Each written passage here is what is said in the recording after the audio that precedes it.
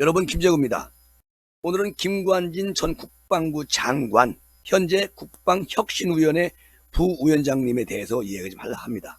너무 억울한 면이 많아가지고요.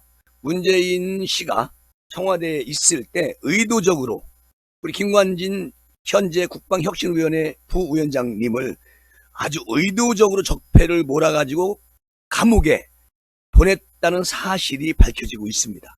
이런 의혹을 수사하고 있는 경찰이 현재요, 국방부를 압수수색을 했습니다. 그리고 이제부터 이 내용이 알려지기 시작하는 것이죠. 너무 억울한 면이 많이 있다. 박근혜 정부의 상징인 우리 김관진 실장은 무조건 사법처리 될 것이다. 문재인 정부 청와대 관계자들이 그렇게 그 당시에 이야기를 했고, 대통령 지시로 인해서 김관진 혁신위 부위원장을 감옥으로 보냈다는 사실이 밝혀진 것이죠. 그 내용을 지금부터 말씀을 드리겠습니다. 문재인 정부 당시에 청와대가 국군사이버사령부 정치 댓글 사건과 관련해서 군 수사 기록을 무단으로 힘으로 열람을 했다는 것입니다. 완전히 공산당이 하는 것처럼 그렇게 무력으로 했다는 것이죠. 그리고 김관진 전 국방부 장관 현재목 부위원장이잖아요. 지난 2014년 국방부 감찰단은 국군사이버사령부 정치 댓글 사건을 수사를 했습니다. 그리고 전직 사이버사령관 등 불구속 기소가 되면서 김관진 부위원장도 여기에 개입이 없었다고 발표가 됐고 사건이 종결이 됐습니다. 그런데요, 전직 청와대 국가안보실 행정관 A씨라는 분이 문재인 정부 출범 직후인 2017년 8월 달에서 9월 달까지 국방부와 국방부 조사본부를 수차례 찾아옵니다. 그리고 국군사이버사령부 정치 댓글 사건, 이거 수사 관계자들을 만나요. 그리고 뭐라고 하느냐, 왜 축소 수사했냐 따지고 그냥 행패를 부리고 이렇게 되는 겁니다. 그러면서 막 소리를 지르고 난리가 났다는 겁니다. 이미 마무리된 군수사 기록을 영장 가지고 오지도 않고 청와대에서 나와가지고 이유 없이 청와대로 다 가지고 오게 해서 무단으로 열람을 했다는 것이죠. 이거는 뭐 북한 김정은 체제에서만 있을 수 있는 일이 문재인 정권 들어오자마자 2017년 8월에서 9월달까지 한 달 사이에 이 어마어마한 일들이 벌어지고 있었던 것이죠.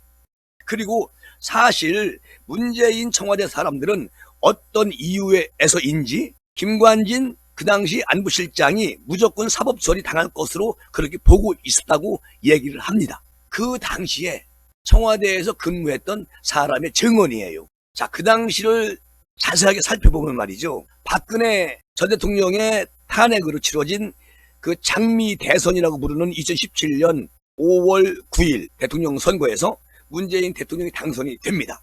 그리고 조기 대선 특성상 인수위를 거치지 않고 바로 새로운 대통령 임기가 시작됐죠. 그때는 인수위가 없었잖아요. 자, 그리고 5월 10일 날 조태용 의원, 현재 국가안보실장입니다. 이 분이 그 당시에 이 차장과 함께 사표를 냈습니다. 자, 인수위가 없고 임기가 바로 시작되는 만큼 우리가 자리를 비워야겠다, 이런 생각을 했다는 겁니다. 조태용 의원이요. 그리고 김관진 실장님에게 비서관과 실무진은 남아 있더라도 차관은 정무적인 만큼 우리는 나가는 게 맞는다고 말씀을 드렸다는 것입니다. 조태용 의원이 이제 사표내고 나온다는 얘기 아니겠습니까? 이 차관과 함께. 여기서 김관진 전 실장님은 자신은 인수인계를 마치고 나가겠다고 말씀을 했다는 겁니다. 그런데 국가안보에는 1분 1초라도 공백이 있어서는 안 되기 때문이었다고 말씀을 했다는 거예요. 우리 김관진 현재 그 부위원장님이. 자, 여기서 김관진 전 실장은 5월 21일 날 정의용 전 안보실장이 임명될 때까지 청와대에서 불편한 동거 생활을 할 수밖에 없었다. 그런데 김관진 실장은 한 열흘 남짓한 시간을 굉장히 힘들게 지냈다고 합니다. 이것은 뭐 그 당시에 근무했던 청와대에 있던 사람들이 증언이에요. 그러니까 당시에 김관진 실장과 함께 문재인 청와대 인사들과 아주 불편한 동거를 했던 관계자의 이야기입니다. 그 당시에 관계자가 이런 이야기를 합니다. 여러분 한번 들어보십시오. 우리 안보실 직원들은 오전 7시 10분 청와대 식당에서 김관진 실장님과 함께 아침을 먹는 것으로 아주 일과가 시작됐다는 것인데요. 그런데 1, 2차장도 나가시고 식당에 가도 대부분 모르는 얼굴이라서 실장님이 참 어색해 했다는 겁니다. 여기서 실장은 김관진 실장입니다. 그러니까 정의용 안보실장이 이제 임명될 때까지 이 자리를 김관진 실장님이 지키고 있어야 되는 거 아니겠습니까? 그런데 모든 게 어색했다는 거예요. 그리고 새로 들어온 문재인 청와대 관계자들도 이상한 눈빛으로 우리 김관진 실장님에게 따돌림 같은, 그리고 근처에 오지 않고 이상한 눈빛으로 바라보는 것을 이 사람이 목격했다는 겁니다. 자, 중요한 건 인수인계 때문에 문재인 청와대에서 잠시 불편한 동거를 했던 우리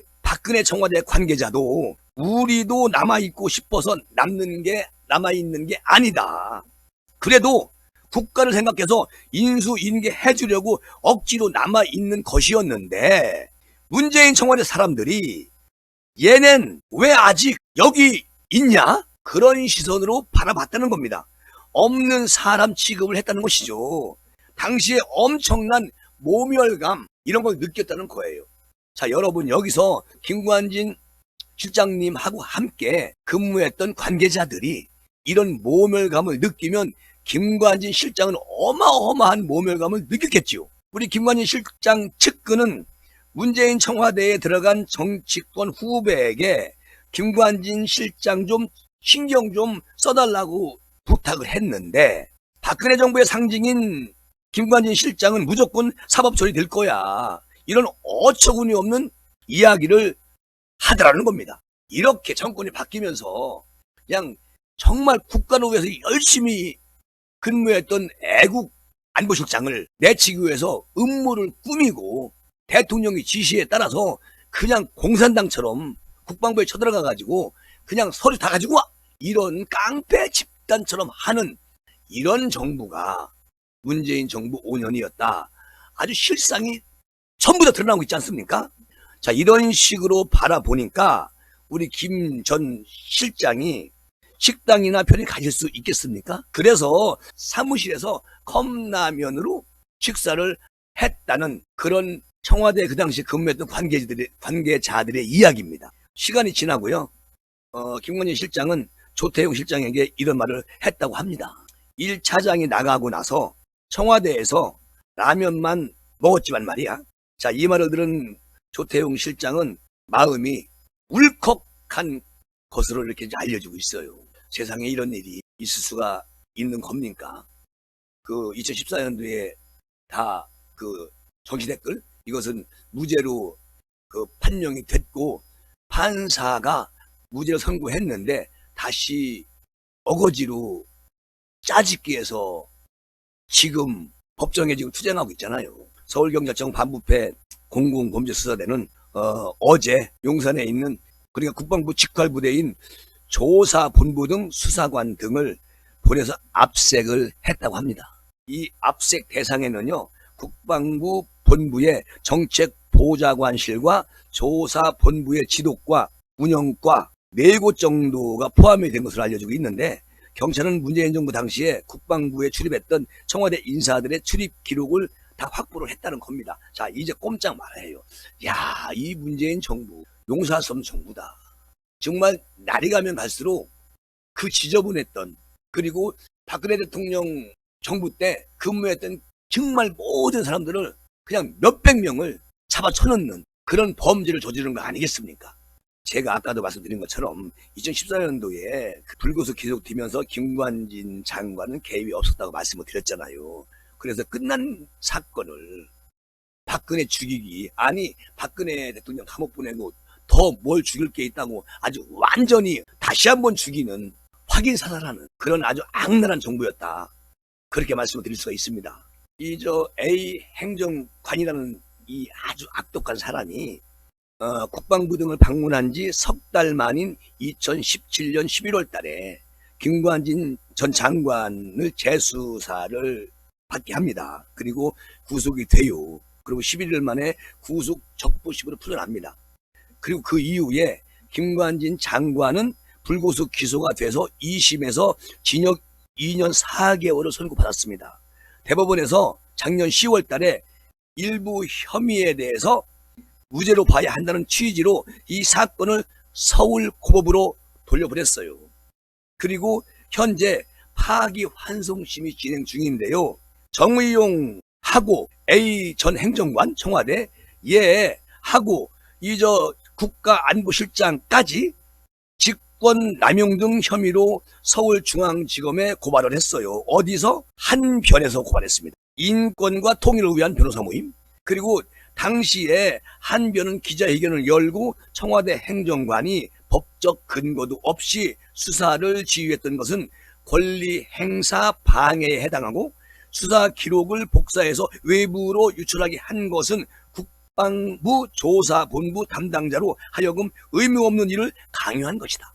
이래서 이제 이런 일이 행정관 독단으로 진행했다는 건 상식적으로 어렵다고 보고, 정의용 실장도 함께 고발을 했다고 얘기했습니다. 검찰은 사건을 검토한 뒤에 경찰로 이송이 됐고, 서울경찰청 반부패 공공범죄수사대가 배당을 받아가지고 지금 수사 중에 있는데요. 수사대는 작년 9월에 고발인을 불러 조사를 진행하기도 했다고 합니다. 결론적으로 오늘 보니까요, 거의 문재인 지시로 인해서 박근혜 전 정부의 아주 상징인 김관진 전 국방부 장관을 감옥에 보내기 위해서 대통령까지 가담을 했었다라는 게 밝혀지기 시작합니다.